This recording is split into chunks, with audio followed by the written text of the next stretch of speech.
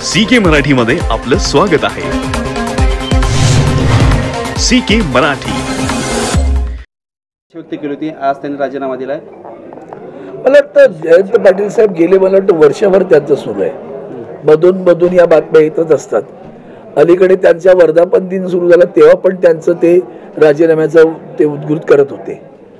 आता तो त्यांच्या पक्षाचा अंतर्गत मामला आहे, त्यामुळे त्याच्यावर भाष्य करण्याची गरज असं मला वाटत नाही। माननीय शरद पवार साहेब त्यांचे अध्यक्ष आहेत, ते ठरवतील काय पुढे करायचं ते। दुसरा एक महत्त्वाचा प्रश्न आहे, सातत्यानं आता संजय शिरसाट यांचा मुद्दा सातत्यानं समोर येतोय। संजय शिरसाट यांनी संजय राऊतांना बोलताना मानहानीची नोटीस पाठवू असं सुद्धा सांगितलं आहे। महाराष्ट्रातला मोठा विनोद, मान असेल तर हानी होईल ना। त्यांना मान आहे का? मान आहे का त्यांना? त्याची मानाची हानी व्हायला? हास्यास्पद आहे सगळं।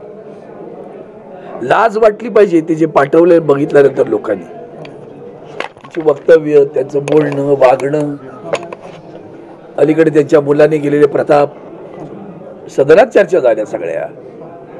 तरी मानहानी, जनतेची मानहानी होते बरं का।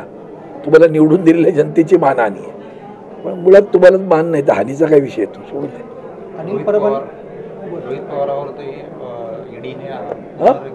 रोहित पवारांबाबत ईडीने चार्जशीट दाखल केली। कोणी? ईडीने चार्जशीट दाखल केली त्याच्यावर।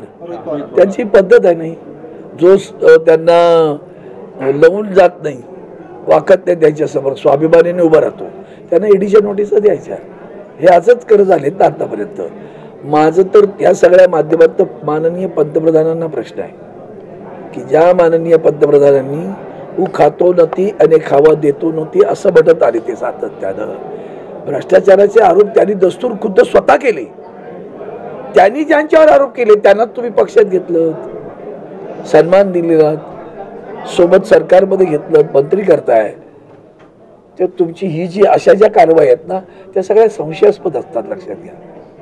बारागड किल्ल्यांची युनेस्कोच्या यादीमध्ये नोंद झालेली आहे। बारागड किल्ल्यांची युनेस्कोच्या यादीमध्ये शिवरायांच्या गड किल्ल्यांची युनेस्कोने दखल घेतली आणि त्याला आता देर आहे दुरुस्त आहे असं हिंदीमध्ये म्हण आहे बरं का, हिंदी बोललो। उशिरा सुचलेलं शहाणपण, ते सुद्धा खरं तर आत्ता 2-3 दुर्घटना एवढ्या घडल्या की एका किल्ल्याची ते आर्किओलॉजिकल डिपार्टमेंट आहे, त्यांनी डागडुजी करायला घेतलं, त्याचे बुरुजच कोसळले सगळे। छत्रपती शिवरायांचा पुतळा सिंधुदुर्ग जिल्ह्याच्या राजगडावर उभा केला, तो पडला, त्याच्यानंतर त्याचं दुःख प्रचंड आहे, वेदना आहे, राग आहे। दुसरा उभारला, पुन्हा जमीन खचली। पापी लोकांच्या हातून ते उभे राहायला पण तयार नाहीयेत, असाचा अर्थ आहे, लक्षात आलं का?